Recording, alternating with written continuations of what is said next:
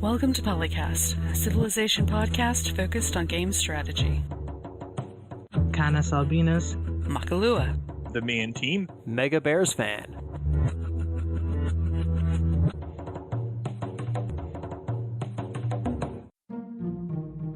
On the list for last week, but I don't remember if we got to it or not. hello everybody. Welcome to the 430th episode of PolyCast.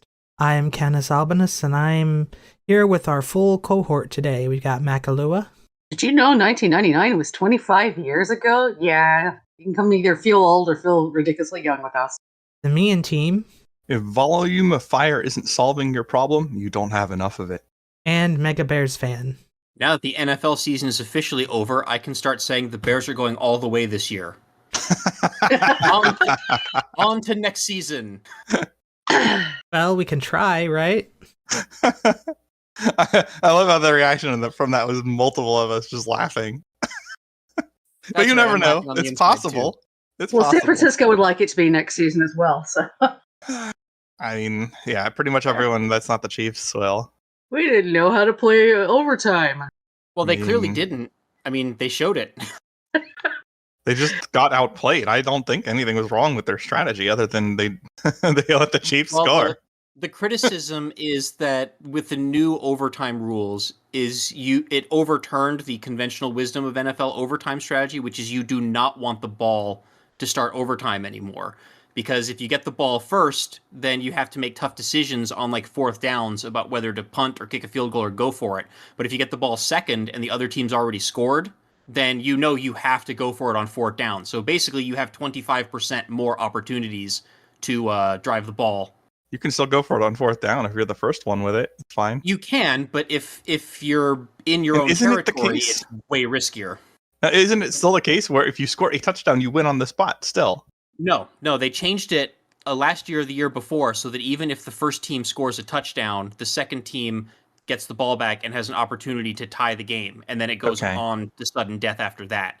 Now, I guess that's fair then. Yeah, my big confusion with the rules was I thought that after the 15-minute timer expired, the overtime ended and you went into a double overtime and had to do like the coin toss and everything all over again.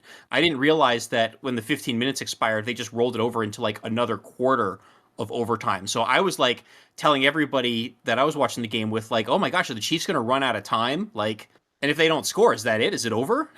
I think it would be, right? Like if it's not tied and the time runs out, you just win or lose. No, again, the rule is both teams have the opportunity to have a full possession. So until the Chiefs turn the ball over with like a fourth down or an actual turnover, like the game would keep going on. So if that 15 minutes expired, that last 3 seconds had run off the clock before the Chiefs scored, they would go into a second overtime period. They would just flip sides of the field and start over with another 15 minutes on the clock. And the Chiefs would be right where they were with an opportunity to score at the goal line. Those are good rules. I didn't realize the NFL actually put them in, though, since they were so stubborn against it for so long. But I think that's reasonable. And now back to Civ Talk. Yeah. Welcome to the Civ Strategy Podcast. Back to our regularly scheduled programming. Whee!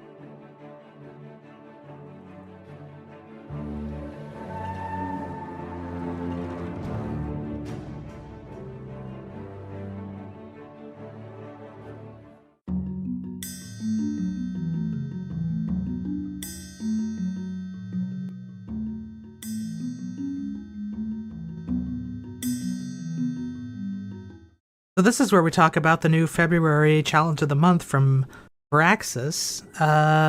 It's a very appropriate Valentine's Day themed story. Basically, you're playing as Scythia on a dual map, and you get to kill Cyrus.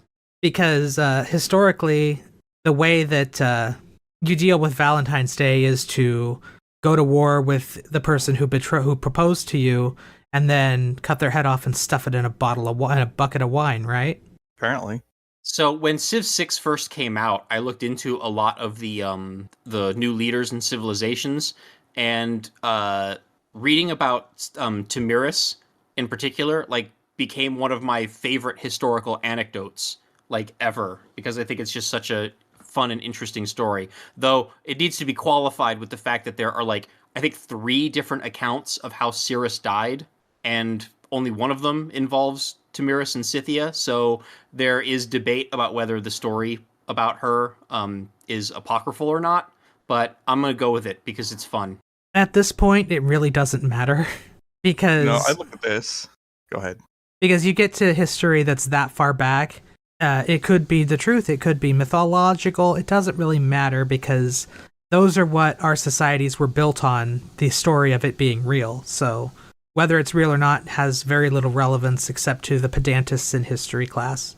Should we actually go over the story in case any listeners aren't familiar with it? If you know the story off the top of your head, go ahead. I think I remember most of the gist. So basically, Cyrus wanted... Is Cyrus or Cyrus? Cyrus. Don't know how it's supposed to be pronounced. Cyrus wanted, I guess, to annex the Scythian Empire into, was it the Persian Empire? And one of the Persian empires, yeah. Yeah, and he thought the best way to do that would be to marry their queen, Tamiris. And she was like, oh, hell no. And so they actually went to war over it.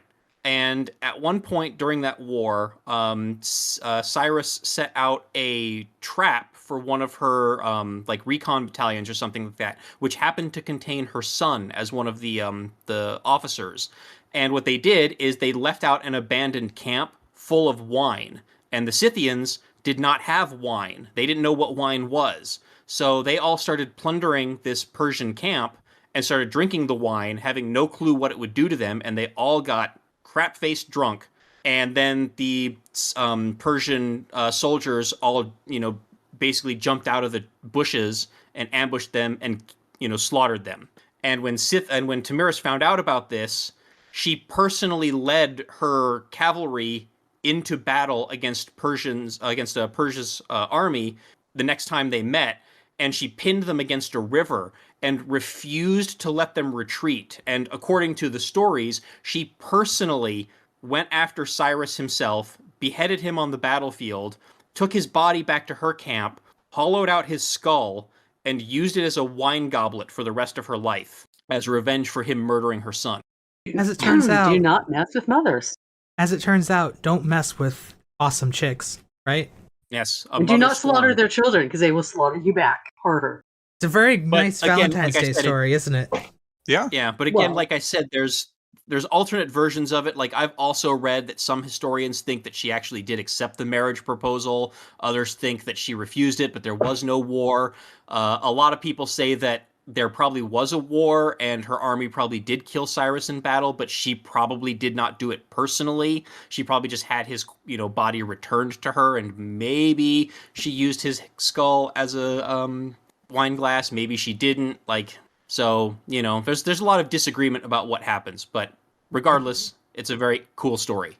So for the actual challenge, we have online speed, domination only. You can play in Prince or Emperor. There's barbarian clans on the map, so you can make nice with them. Inland Sea, dual size, online. Make nice with them. Cool. The barbarian clans is the game mode that allows you to. Well, yeah, I get that there's barbarians, but what's this nonsense you're talking about? You can pay them to join you, or give you units or ransom units and all that stuff. That's ridiculous. There's only one way to handle barbarians, and that's not what you do. Right. It's online speed, so it's a very short map, and you start in the Ancient Era. You basically just kill Cyrus. It's just you and him on the map. Inland Sea, which I guess makes sense. I'm guessing it's either the Aral Sea or the Caspian Sea. Well, I wonder where the I guess the Aral would make more sense, since on the game you can go around it, I'm sure, and settle on either side, and that would be a little bit more plausible than these empires fighting to the west of the Caspian. So we'll just say it's the Aral Sea. Yeah. I wonder if where the relative position of the Inland Sea and the Persian and Scythian starting locations are, because I wonder if the intent behind using the Inland Sea setting was to give the Scythian player the opportunity to potentially pin the Persian military against the sea, with their backs to the sea, as is the case in the, possibly apocryphal historical anecdote. I would be surprised if that's the reason, as opposed to just trying to mimic the historical positions of the nations, since they were in fact near multiple inland seas. I'm guessing it's because the battleground between the Persians and the Scythians was that spit of land between the Caspian and the Aral. So, yeah. I mean, maybe someone thought about the story too, but I think by far the main motivation for that is just to get terrain that would be somewhat representative of the scenario, which obviously means you should use naval invasion. Maybe. Although I'm Horses kidding. on boats. You should just take your unique unit and go kill him. But well, you know, yes, you can make boats if you want. that is the appropriate method. Horse archer him to death. Yeah, But what about horse archers from a boat? Yeah. takes too long. Might as well just use archers on a boat. I was going to say, what do the horses help supply there? The boat's faster. It looks awesome. You like have a literal appearance of like a dude on a horse on a boat in the game. That'd be amusing. I'd be entertained. I'm actually having visions of like little like not steam wheels, but like little wheels and the horses running inside and driving the boat. You mean it's Horsepower like boats. a horse hamster wheel? Yeah. Wait a minute, is a boat a medium creature like horses? Oh no. Sorry, that's a bit off topic, but that's a reference to a game where centaurs are medium creatures and they could ride each other for a little while in the rules. So you'd have like a centaur tower. Because Mhm. like the rules allow any character to ride a medium creature. Well, yeah, they were medium creatures and they were allowed to ride medium creatures, so you could stack centaurs. Why would a centaur need to ride? They don't need Like, to, but the isn't that rules the allowed point you of to a stack centaur? them. And so inevitably somebody would realize this and try to stack them. Centaurs all the way down. Or up, depending on your perspective. So yeah, go knock heads. This is the correct victory condition. So all this backstory and whatever, that's just a casus belli, as we call it in EU4. But it does get the job done. This is a Phil-approved scenario. Yeah. Well, except for the part about actually being nice to the barbs. Oh, Canus said that. There's nothing in the description that says that. You don't have to. You can just So that's just ignore fake them. news. Yeah. But I mean, like they can give you military units. So like, isn't that worth maybe making a little friend? Well, now wait a minute. If that happens, then they're no longer barbarian, so it doesn't count. Well, in barbarian clans, they're not. They're more non-barbarian than they are barbarian. They're barbarian in yeah, that they're at war with everybody. Is The basically important the only. question is: are they my units or are they not my units? They are not your units. And if they don't become my units, then they're barbarians, and there's only one way to deal with barbarians. You can If pay I them remember off to not kill correctly, you. You can. Yeah, if I remember correctly, you can rent the barbarian units. It's similar to levying city-state units, right? Like you get it for like 20 turns or something. No, you can buy the You unit flat though. out buy them. Oh, you just Yeah, flat out you buy can pay them to okay. stop being barbarians, in which case they are no longer barbarians. You don't have to deal with them like barbarians, but otherwise, Sometimes the camps have unique units that it's worth buying. That's true too. Yeah, they can have unique units. I like the barbarian Nice. clans mode. I hope that just becomes the default way that that future games handle barbarians. I agree. Nope, Civ is going to completely remove barbarians and replace it with the Beyond Earth aliens instead. Well, that's Even what though we've it's a been Civ game, you just have the Beyond Earth aliens in a Civ game. Well, Beyond Earth is a Civ game Well, as well. Well, I'll Yeah, but like qualify in the that. historical setting, like you just have like spearmen fighting those things. Oh no, I'll the spearman qualify could that, probably by feed saying worms. that Probably. that if they want to replace, just completely get rid of the concept of barbarians and replace them with some kind of like just nomadic tribes thing, where maybe some of them are violent and aggressive, Minor and, nations. pillaging and raiding, and others aren't. I'd be fine with that too. Like, but just I think the barbarians should be treated a little bit more like people and less like wildlife. That's ridiculous. Because they're people. That's what we've been doing in the multiplayer game. Is you just put in the one city state because it's I think that's the minimum you can have, and then we just let all the barbarian clans go around, and some of those become the later city states. And that makes more sense to me that instead of having cities spawning next to city state right in the beginning of the game, it's like, how are you already a civilization? Then you have them develop over time in different places, and it's more real life-ish. Yeah, They're and not citizens of my empire. They are people. I guess one way to look at it, Mackie, would be to just say that all of the civs in the game start the game as city-states, and the ones that are actually playable civs just happen to be the ones that bother to build more cities. Well, there you go. they were given a certain inalienable right. They were allowed to build settlers. Unless you're Venice in 5.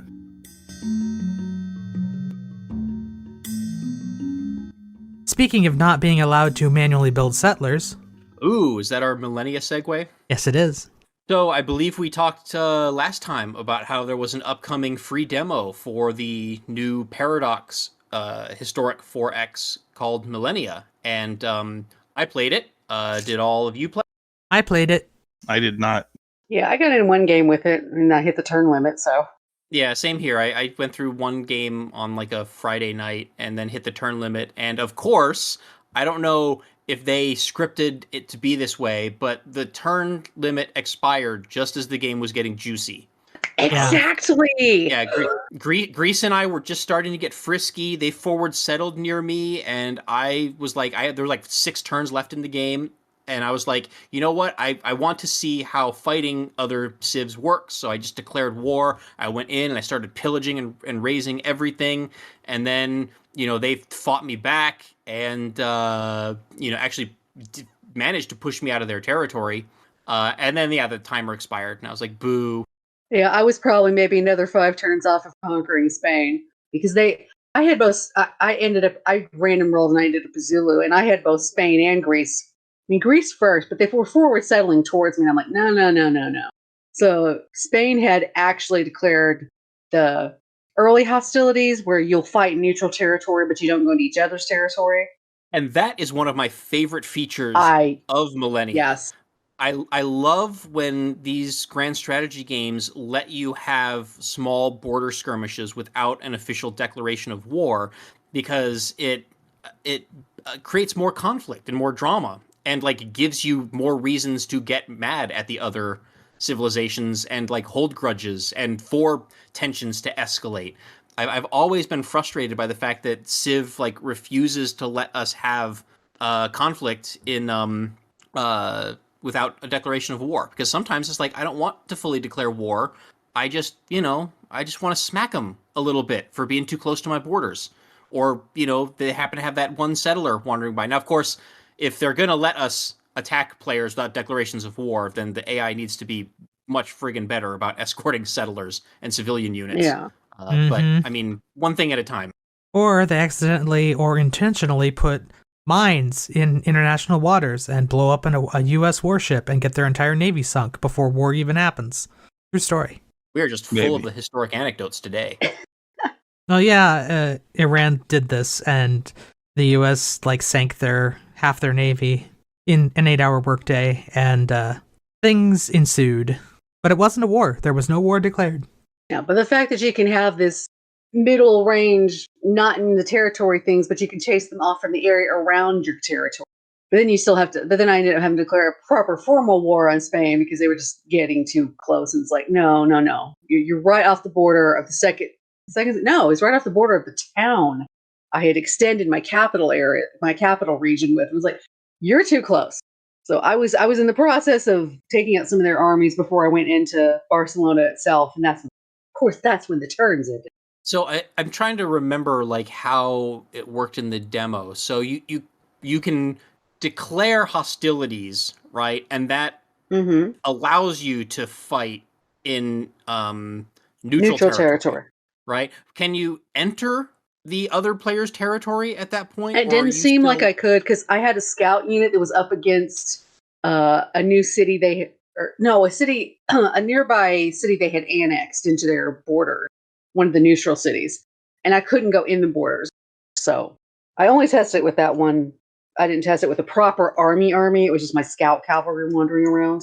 Although technically a proper army, but It was kind of funny that the diplomacy on this demo felt like a total just placeholder mechanic. It was not developed at all. You could literally just bring up the diplomacy and there's 2 buttons, and you just, even when you're at war and you bring up the diplomacy screen, there was literally just a button to make peace, and I just clicked on it and there was peace. There was no negotiation, no trading, no terms, nothing. So I'm assuming this is all placeholder stuff, and they're going to develop diplomacy more in the coming months, at least hopefully.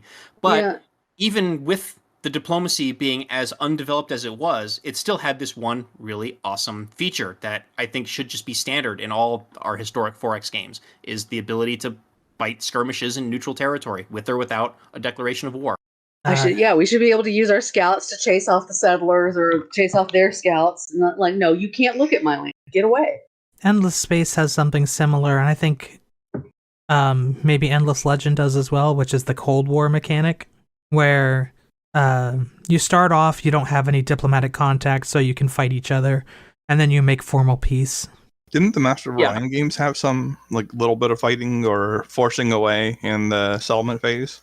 I believe they did. In fact, I was going to say that the last 4X grand strategy game that I remember playing that allowed border skirmishes without a declaration of war was Star Trek Birth of the Federation, which was like a Windows 98 game that was just a Star Trek clone of Master of Orion 2.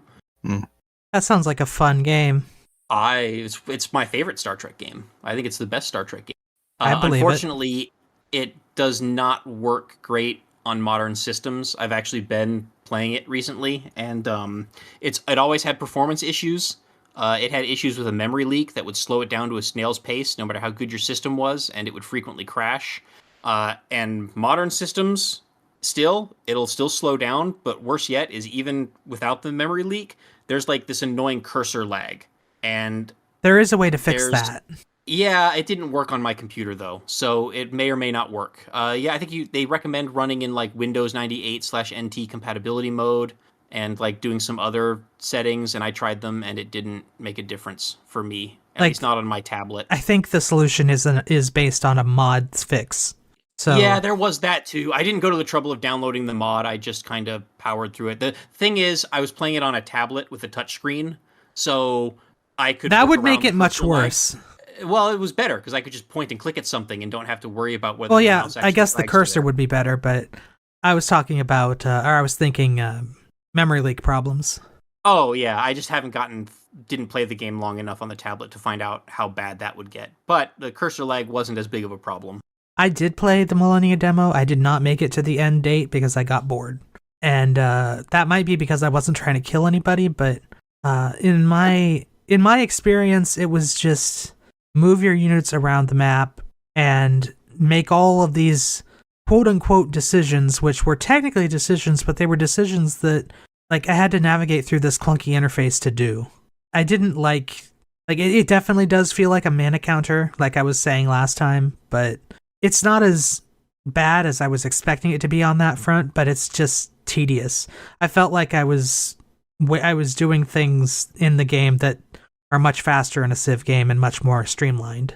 Well, I think there's been a lot of comparisons between the Millenia Demo and Old World, and people specifically talking about how in Old World there is like an actual action counter that limits how many things you can do in a turn, like right down to how many units you can move. Like you can have a large war going on and you can literally run out of actions and then not be able to move any more units that turn.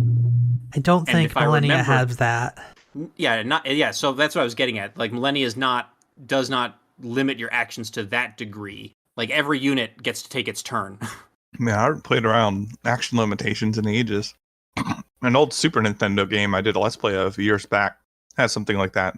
Genghis Khan 2. I think it works well in Old World, but that is largely because of the more limited scope of Old World, because Old World just takes place in that specific time period of like the classical era. It's not era spanning like Civ, so you don't have like massive armies all around the world, in which case I think it would probably become a lot more of a pain in the butt to deal with. Although, I mean, you could argue that could be realistic because there were logistical limitations to running and managing a large global empire. So, I don't know. Yeah, I mean, it made sense in Genghis Khan as well, but of course that also was scope limited. You were not like starting in 4000 BC. You were starting in about Genghis Khan's time, depending on the scenario, and you weren't advancing far past that. Yeah, and it was like there was some economy, but the vast majority of what you were doing was making units and killing stuff. So, an action limit makes a lot of sense, or at least more sense in a game like that, where like it's not mutually exclusive between like so much that would go into a Civ game in terms of building things up. Do we have anything else specific to say about Millenia, or should we move on to the main feature? I did want to ask how those of you who played it what you felt about the ages system and the fact that there's only like 5 technologies in an age. I am not I- a fan, but mostly because it's different. I think it could be fun, but I don't know. Like, the building system in that game is just, there's too many things to build. Oh yeah, even from the start in your capital region, it's just like I was really confused on what do I build. So I defaulted to building units because I can go smash somebody if nothing else. Mackie It's knows how like- to play games. Every tech gives you like 5 different things you can do or build or something. So you get And to it's the... hard- Yeah, go ahead. Yeah, it's hard to value them because I mean, it's also because we're not as familiar with the systems, whereas in Civ we know instinctively what to go to, but nothing seemed to stand out initially, except for maybe like putting your food storage together. And after that, I'm like, I had that problem too, where I don't want to say that like I didn't have any clue what to build, but just looking through the things, nothing felt like it really stood out as something that I really wanted. I think a big part of that was knowing that the game was going to end after 60 turns, so there was no point in making like real long-term plans for what I was going to do. There's- So having the full game might help with that.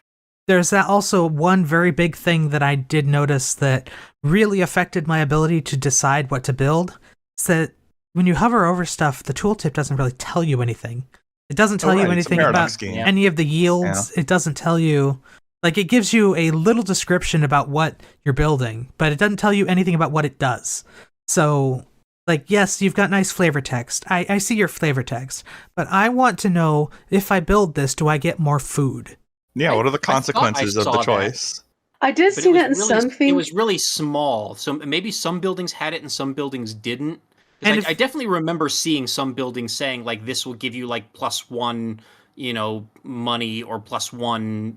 Yeah, culture and, points and, or- and that's the other thing. Even though I know it's the starting era and they're not going to have massive bonuses, +1 felt so weak that I felt off. That's the other thing. I felt I was better off building the unit.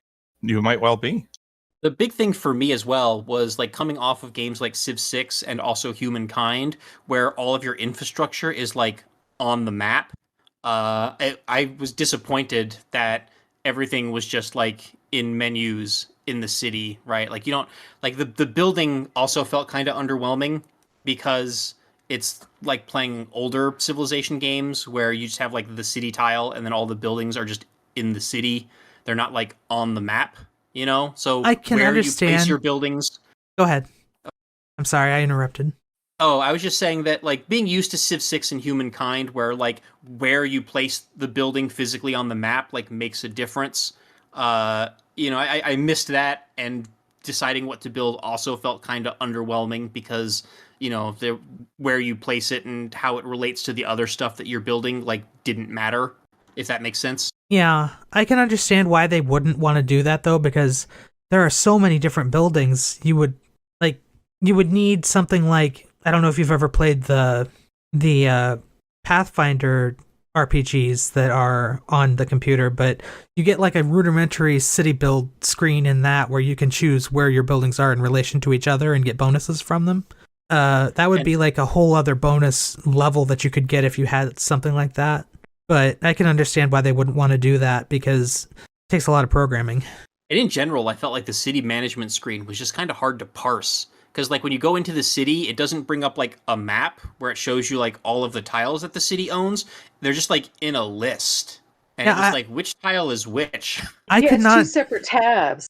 I could not figure Maybe out one what I day was looking Paradox at. will figure this out. 'Cause, like, this is a problem in Hearts of Iron 4 with focuses that you pay for in DLC. They are worse at it than modders in telling you what the consequences of picking this thing in the menu does. Like, sometimes they straight up lie to you, but a lot of times they just say, this event happens, and there's no way to look up what that event is. So you just take a focus without knowing the consequences unless you've taken it before. And it looks like we're getting more of that with these buildings. And yeah, like if you have fewer text but more buildings, like you can solve similar complexity to having more text and fewer buildings.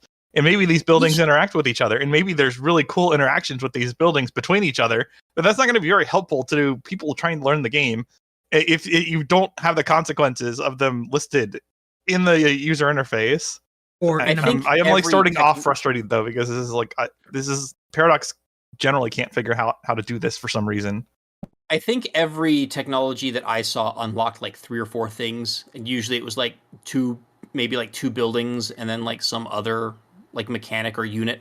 Yeah, I also like- want to say that I'm pretty sure the tooltips were a little bit more informative than Canus was suggesting they were, but the stuff, the yields and things were really small and hard to notice. So I'm wondering, Canus, if you just missed it. Well, And I wouldn't blame you if you did. it is possible because my eyesight does have problems sometimes. But the tooltips always showed whenever it was domain XP, and those are very clearly in the tooltips. But like I never saw yields in the tooltips. Maybe I think there's that a might also setting be for that or because not something? every building provided yields. I'm pretty sure there were just some buildings where all they did was just provide you with the domain XP, kind of the way that like a specialist building in Civ might provide you with great people points, Yeah. but like no yields. I don't think there are any buildings in Civ that only give you great people points, unless it's like the garden. I think in Civ 5 was like plus 25% great people points, but. Yeah, so it might also have been that maybe you were looking at a lot of those buildings that actually didn't provide yields. I don't know. I got frustrated pretty quickly. I think I only made it to like turn 40. Yeah, I mean, it's hard to tell Substantial because we don't fraction know of the game. demo. I never felt like I knew what I was doing or had even any idea what things did. Oh, I'm I not entirely sure actually- I knew what things were doing, but I knew how to point an army in the right direction. I almost felt like I felt almost the opposite. Like, and again, this is coming off of having also played Humankind. That might help. And also a little bit of Old World, where to me, Millenia, I thought felt a lot closer to Civilization than either Old World or Humankind. I think both of those games have a much more like distinct style and flavor to them and play quite a bit more differently. And Millenia, to me, felt a little bit more comfortable, like slipping more into a familiar glove. Like if you had told me that this was a demo for Civilization 7, I would have been like, oh, okay. It's a little bit different, but it still kind of feels like Civ. Whereas, like, if you gave me Humankind and told me, like, this was a demo for Civilization 7, I'd be like, oh, they're going in a way different direction. Yeah, I can see that. I have not played Old World or Humankind, so that might be why I have trouble. Also, I'm not good at learning new things in short periods of time, basically. Yeah, and that 60 turns flies by real quick. Yeah, if too. you can't see the results of what you've done, you don't know what you've done. Yeah, the limited turn timer means that even if you are building stuff, like, you don't ever get that real feedback of knowing whether any of those choices were the correct choice. Like, I can compare it to when I played the Civ 5 demo, which is still available on Steam, the last I heard, and is a very interesting piece of technology because it is a relic of the original release version of Civ 5, and has all the problems that implies. But when I played that, I was like, this is cool. I understand what's going on mostly. I don't know what everything does specifically, but, you know, it's familiar and it felt good to play. This didn't really feel that good to play to me. It felt like Paradox and Civ were trying to make a baby, and they gave all of the bad things to both sides. It got all the recessive genes. Yeah, because it got the Paradox UI and the Civ unit maintenance or unit movement. Ugh. Well, other than the fact that all of your units are in armies and you don't actually have like tactical battles, they have that silly battle screen that we actually joked about last time. Yeah, it's pretty bad, isn't it? Yeah, Oh, it's I was still silly as heck. very underwhelmed by that battle screen. I was annoyed that I had to click on it to get past the fact that they fought. Just like you cut out. Oh, I was saying, go ahead. Sorry, I didn't mean to interrupt. I was done. Oh, okay. Well, I was just gonna say that like it was basically just as we feared, where like you have no control over what your units actually do in combat. And one of the things that was particularly frustrating to me was that I upgraded one of my units into a leader, you know, which is this game's equivalent of like a great general that's supposed to buff all of your other units. But that leader replaced the unit that I upgraded. And there's a limited number of units that you can have in an army. In this case, it was only 3. And it takes up one of those 3 slots. Yeah. And it's not a combat unit. Like, it sucked. Like, whenever I would get into a battle, because I have no control over what my units do, that leader is in the front line, and the enemy units are just focus firing it. every round. Like it would not survive 2 battles. If it was lucky to survive 1 battle, and definitely would never survive a second battle. So like that's got to change. Yeah. Well, when I was having attacks, I was having them focus on the warband as opposed to the leader, and I was annoyed in a similar fashion that I couldn't pull the warband to the back and have somebody else start to be face tanking the hits from the enemy. The enemy always went to the same unit, the same unit, the same unit. You're going to ignore the archers pincushioning you in the back? You're going to ignore this cavalry unit? I'm not sure. Yeah, I'm not sure I like that battle system necessarily. Yeah, that absolutely has to change because there's no way I'm going to want to play the full game if like my best units are just out in the front tanking all the hits until they die and I have no control over that. Especially, again, the leader unit that is a unit that is a non-combat unit. I mean, it is a combat unit. Like, it can attack and it does damage. It can defend itself. But it's, like, not very strong. And its purpose is to buff all the other units. It should be in the back, right? It shouldn't take up a unit slot. And it shouldn't replace the unit that upgrades. That should just be, like, the leader comes from the unit. Yeah, I was expecting it to spawn a leader unit. Yes, exactly. That it would be like a bonus thing that is attached to the army that buffs all the units in the army. That was how I thought it would work too. And then it wasn't, and I thought, oh, I'm assuming this unit's just going to be really powerful then. And no, it's not. Yeah. Okay. I did get to conquer a couple barbarian camps and do a few of the goody huts, which the goody hut part is still similar because you're getting different types of currencies or occasionally a unit from those. On one of the barbarian camps, though, it had it was a flavor text about they have some strange, weird technology here. Do we want to sell it for cash or do we want to take it with us? And it turned out to be a early crossbow unit, which buffed that army significantly. You know, and that was part of the army I took to go beat up Spain because now I have this extra tech that I didn't get before. If I remember correctly, the goody huts also gave you like a choice of 2 things, or did they just give you 1 thing? Usually, yeah, a choice of 2 things. Sometimes it was currency things. A couple of times I got units out of them as well. Normal units. Lots of domain XP too.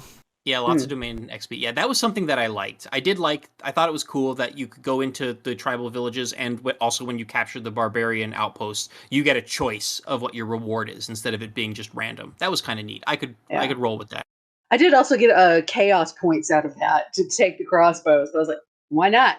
I don't care. I didn't realize I was going to start causing crisis by doing all this stuff, but hey. Is that what those chaos points do? Yeah, when it accumulates to a certain point, you start having a greater...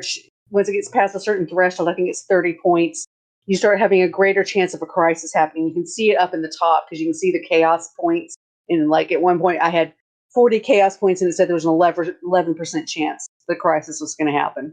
That's pretty cool. And the ages also branch. So instead of like Civilization, where it's just like a linear set of ages, you go from ancient to classical to medieval to, Renaissance to industrial.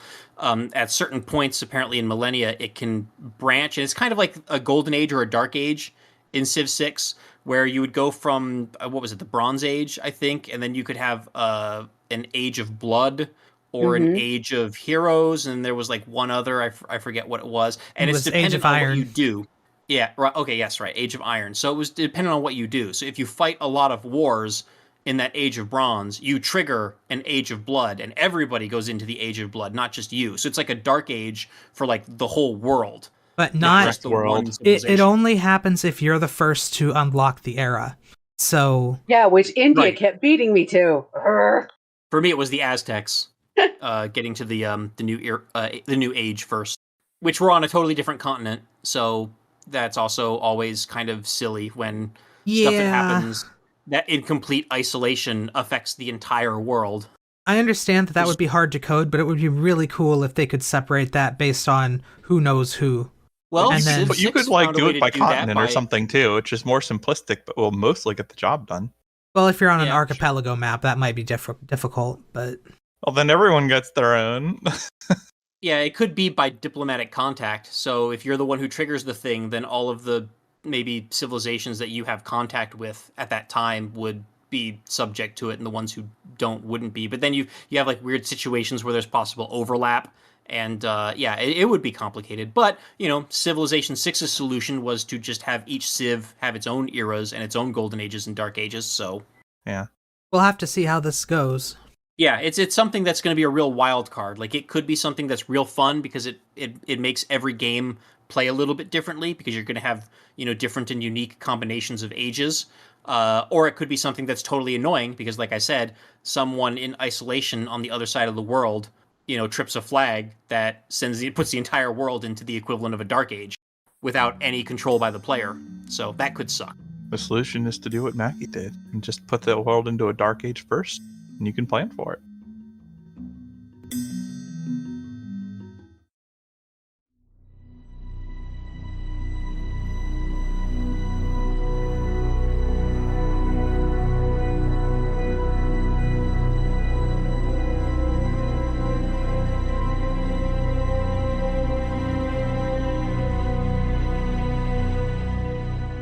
Speaking of Mackie's world, You mean outer space? I'm Well, thinking back on- specifically of Alpha Centauri. Yeah, that's close enough to Yeah. outer space. Well, the reason 1999 came up earlier is because back on February 9th, it would have been the 25th anniversary of the release of Alpha Centauri, which we know I like too much. And me playing it and going on forums is how I got here. So, hey, you have another thing to thank Alpha Centauri for, depending on your opinion, I guess. We always thank Alpha Centauri for Mackie. I think it for being there for, because I always liked it in the beginning because it was like this. It seems like the proper next stage of a game. Like you got that in Civ 1 and Civ 2, you were launching your ship to Alpha Centauri. So you always wondered what happened afterward. Well, here you go. This is what happened afterward. I mean, obviously, I Worms, that's what happened. and in your case, nerve stapling. Look, once you endure the procedure, you will be happy. As long as they want you to be happy. I mean, they're doing what I want. They can be happy doing what I want. It's win-win. One must imagine my subjects to be happy But as there have they actually push that been, boulder up a hill. There's a bunch of stuff that is being highlighted on Civ Fanatics right now in celebration of the anniversary.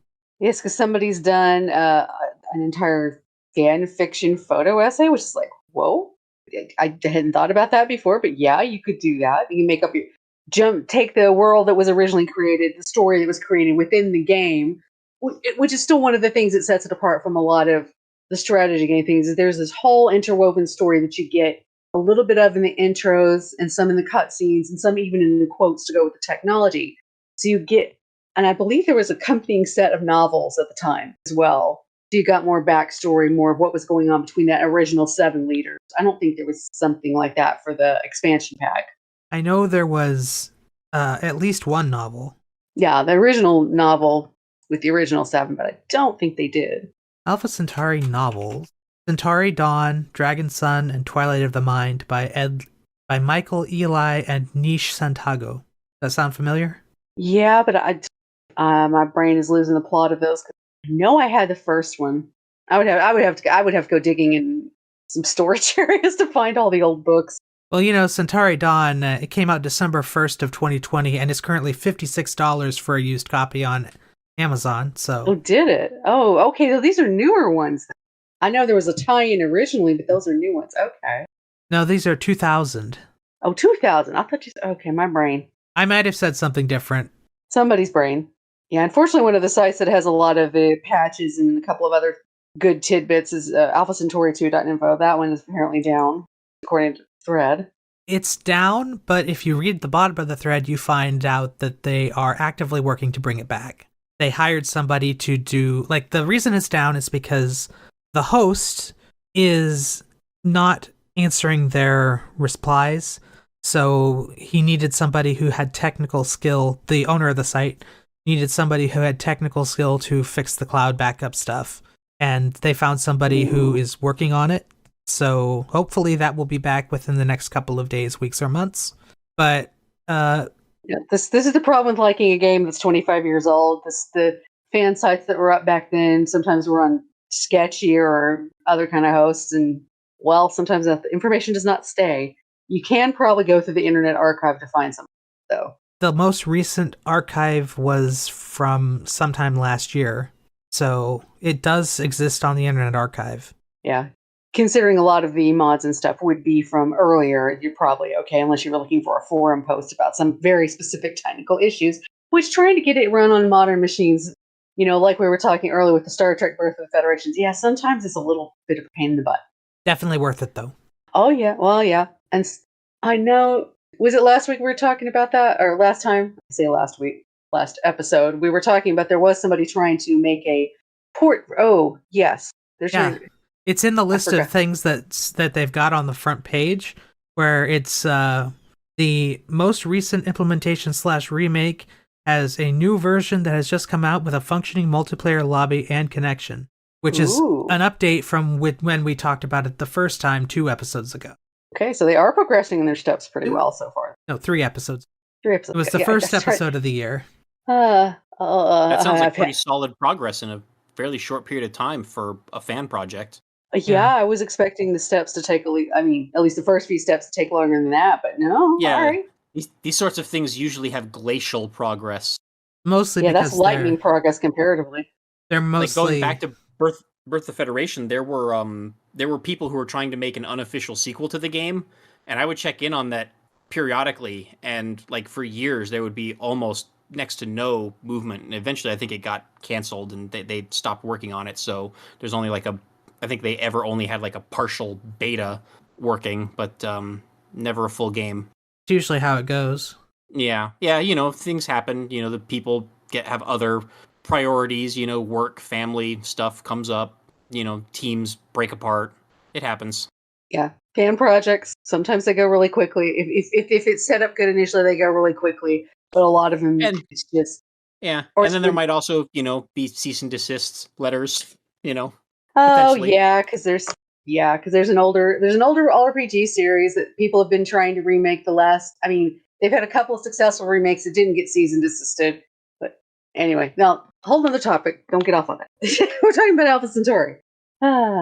We just have to mention EA owns the rights and blah. Yeah, that's kind of the problem with Alpha Centauri things. I'm glad those guys are having the progress, but I'm almost, part of my back of my brain is waiting for EA to pull out the cease and desist letters. And what's frustrating is they'll probably wait until it's complete and ready to be released, and then they'll slap them with the cease and desist. And if us as players are lucky, they might take that and release it themselves and sell to us, so we at least still get to play it, but then that sucks for the people who actually developed it. Yeah, unless they get some form of compensation for that. At least something for their time. I know they're doing it out of the love of the game, but, if you're going to get it taken away and not be able to distribute it to the general public you wanted to for free, most likely, come on. Jeez. Well, the easy solution. Just change the name to Beta Centauri, and we're good, right? No cease and desist. Or Proxima Centauri. Hey, one of those. Exactly. Or Beyond Earth 2? Well... You'll get a different... Take-Two might not care if they did that, Unless Viraxis finds it sufficiently entertaining. I'm not going to tell anybody how I found this or where I found it, but the Alpha Centauri books are available on the internet. But I'm not going to tell you how to do it because reasons. Yes, there are various air quote library sources in the sense that you can go get those books from. There's also you can also get a lot of educational books from those places. Yeah, there's also an Alpha Centauri GURPS book, which... I remember that being a thing. Knowing what I know of GURPS may or may not be a good thing.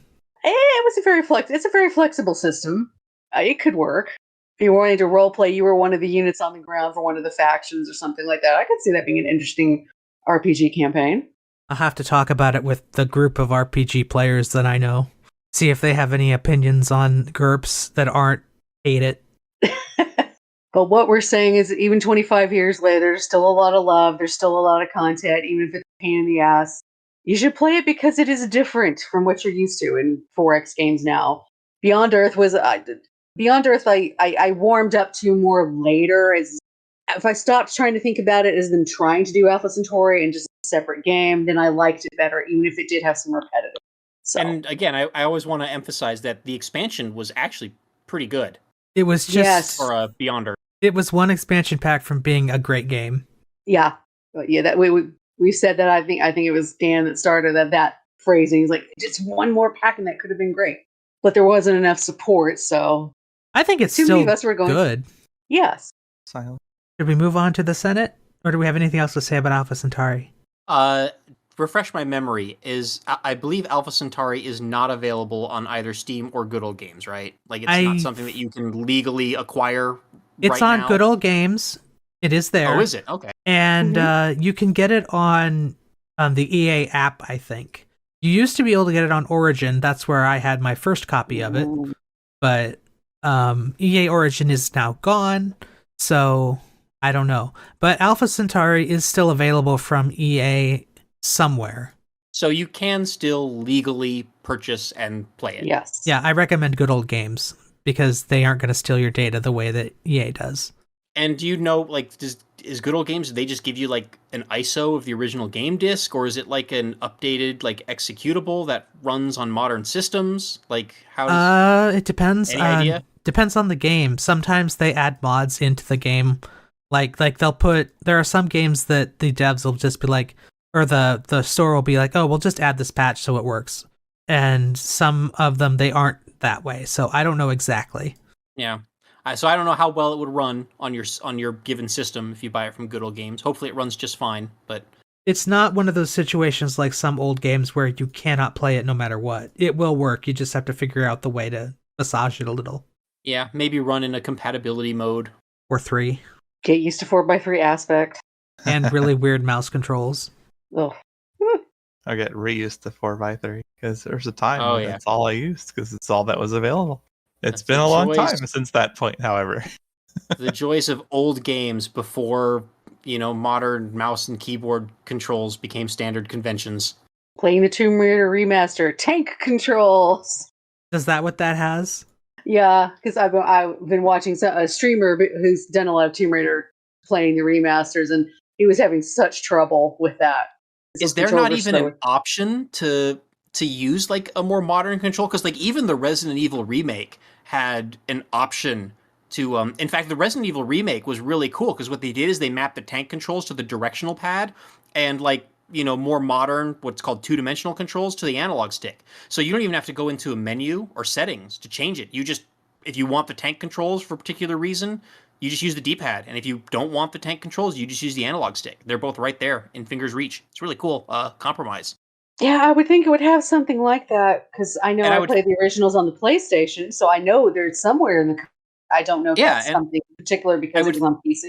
I would think that would work, at least for the first Tomb Raider, maybe the second one, because that was like a very early PlayStation 1 launch title before the PlayStation 1 even had the analog stick controller. Because, showing a little bit of my age, the PlayStation originally launched with just a digital controller that just had a D-pad and no analog sticks. Yeah. And it was like a year or two into the system's lifespan before they released the an updated controller with the analog sticks. So those first couple of years of PlayStation 1 games didn't even have analog stick support, so there wouldn't even have been anything on the analog sticks for the Tomb Raider control mapping. So you would think that they could have done the same thing that Resident Evil did, which is just have the tank controls on the D-pad and give you the option to use like more modern style controls on the analog stick, because there's like no conflict, right? Because that analog stick didn't exist on the original controller. Well, it could be they just pulled the Tomb Raider 1 code, which wouldn't have, it was there so early, wouldn't have had that in it. And maybe when he gets to Tomb Raider 2, it'll be better. So I'll see as it go along. Yeah, and again, to be fair for the Resident Evil remake, it was like a full-blown remake. Like not this just a remaster or a port. So yeah, this was like slap modern textures and some modern lighting into the old levels and their geometry for the most part. It didn't look like much had changed necessarily. So it's kind of amazing that we need to distinguish between a remaster and a remake. And then there's also reboots, which don't necessarily fall into either of those categories. It usually wouldn't. Those are usually new products entirely. Yeah, because there was also like a Tomb Raider that the same was a IP, reboot. but completely new product under context of the same IP.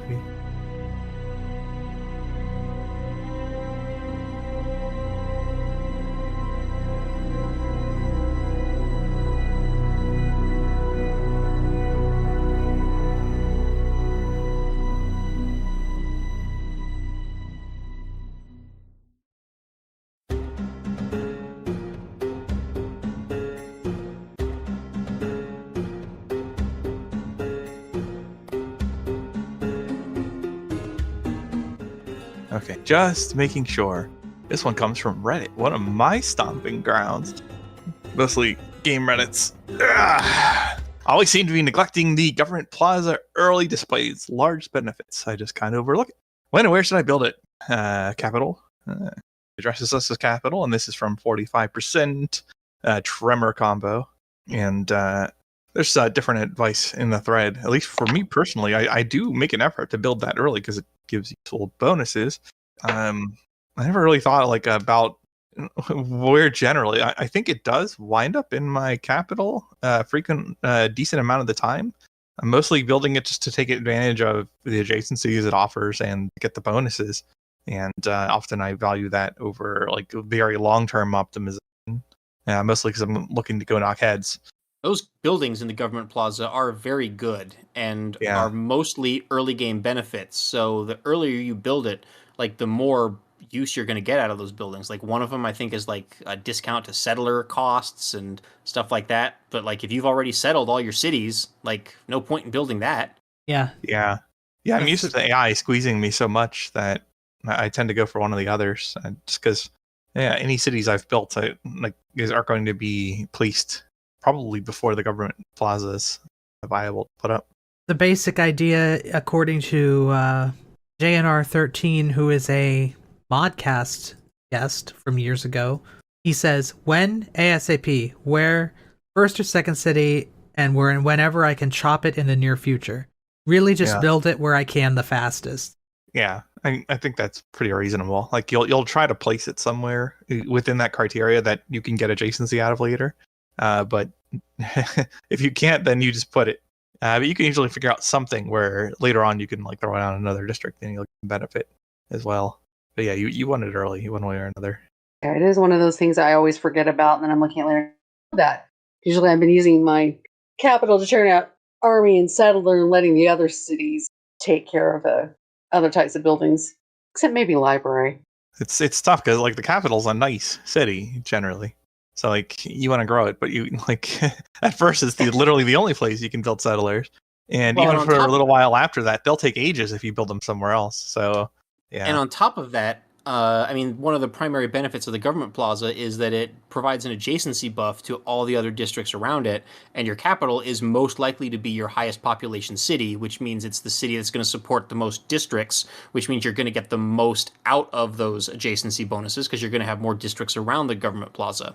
Although the government plaza itself does count towards that cap, so kind of a you win, you 2 steps forward, 1 step back kind of situation. But you're unlikely to get much benefit from it if you build it in your second city, just because you're not gonna, you're gonna have a smaller population. You're not gonna have as many districts. So unless you end up with some kind of situation where your second city is on a floodplain with a bunch of wheat or something like that, and it's gonna grow super fast, then you're probably better off putting it in your capital. I think it depends.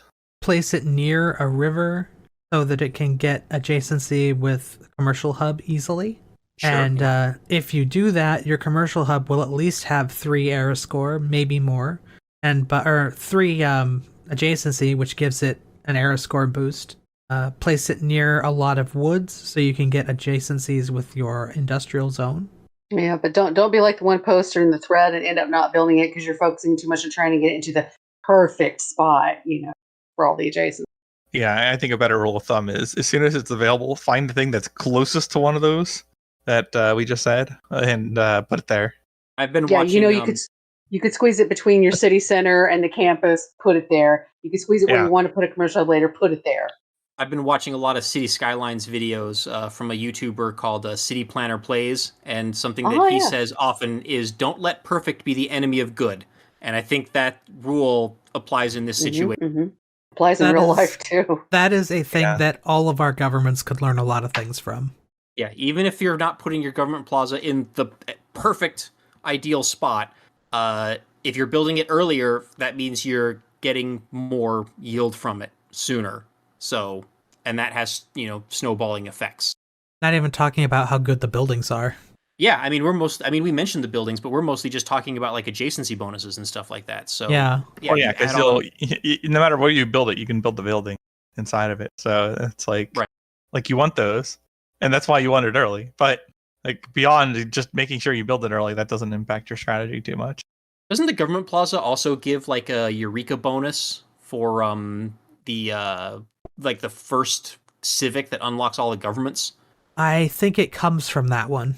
Oh, okay. I remember there also being something with No, do you know what? I think I'm wrong. I think you're right.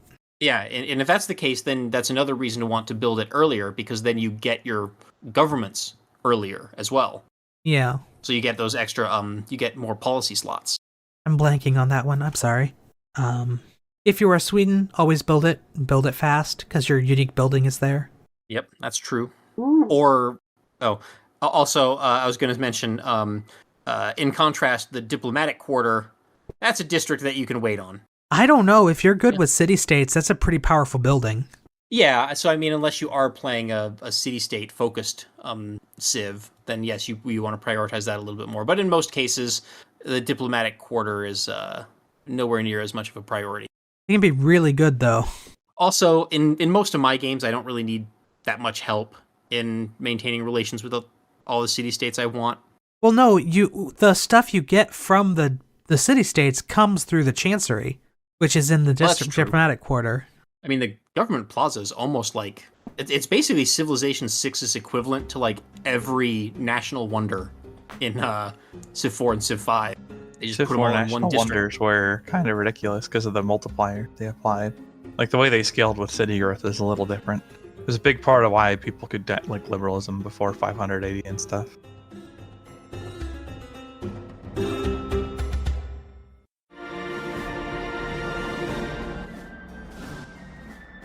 Guess what, boys and girl? We're out of time. So it seems. All right, get out. No, it's not Mad Jin. We will gently massage people out the door rather than kicking them out with a foot. All right. Well, I'm putting on these gloves with a little bit of padding. So now turn around, bend over, and thank you for joining us on podcast episode 430. I am the MeInTeam and our guest co-host. What the heck am I talking about? A regular co-host, CanusAlbinus. Been a while since we've had a guest co-host, although we might have one soon. Makahlua. I think I and Phil both need to go find some cosmic caffeine. Yep. And MegaBearsFan. Uh-oh. Mad Jin didn't just kick you out with one boot. He would do like a Captain Kirk drop kick to get people out. Maybe he's the one that had the gloves. Jesus. Well, at least I can be the guest co-host. He reversed gravity to get us all out of the swimming pool. Oh no. I think we did good. Yeah. Hurrah. Hopefully I was semi-coherent with all the Alpha Centauris. What we need is just more alcohol while we're doing the show. We're It's 5 o'clock somewhere. That's right. A drunk episode. That is one thing I have not done yet. I'm afraid that would just turn into a nightmare for me because I don't drink. It's just like, I gotta corral these crazy people. Probably not something we'd want to do. No. Unless you're actively trying to get sick, I recommend against it. Because that's the most likely thing is you'll just throw up. And as long as you don't drink after you throw up, you probably won't get alcohol poisoned.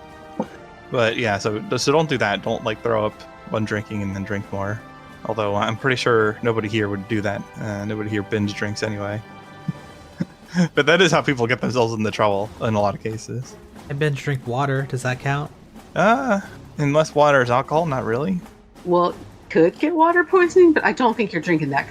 Yeah, that's true. If you drink enough water, it can kill you. But yeah, we actually had that happen in the news many years ago here in Vegas. There was a radio show. Oh yeah, I remember that one. It did some kind of contest in the middle of the summer to like chug like a gallon of water or something like that to earn a Nintendo Wii when they were super scarce. Yeah, right. Yeah, back in that day, and some like college kid like did it and like literally died of water poisoning, or maybe had to go to the hospital. Maybe he didn't die, but came close to dying.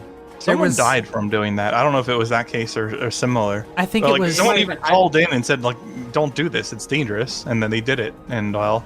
I think it was actually a mom who died. It was really sad. Maybe. I mean, yeah, my memory is that the person did die from it, but I could be wrong. But well, I'm sure it happened more than once. Yeah. Yeah, so it can happen. PSA, don't drink too much water. Not at once, yeah. A gallon of water is fine, even across the day, but not in, like, 30 minutes. Not in 30, yeah. Not chugging it. Not worth it. You don't need that weed that badly. Well, That's what but I mean, scares it's me like, about those I'm sure huge the- water bottles they sell on Amazon, because I'm afraid somebody's going to try and check one of those.